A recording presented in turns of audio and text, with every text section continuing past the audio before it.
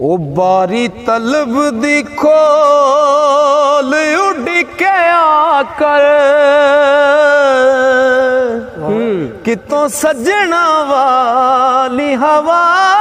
आ जाए किरना नूर मदीने चल दिया नी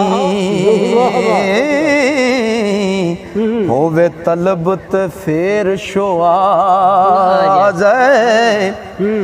किसे साहब दे मगर नीति शायद तेरी पसंद अदा आ जाए ऐसे सखी ने सई सरदार आका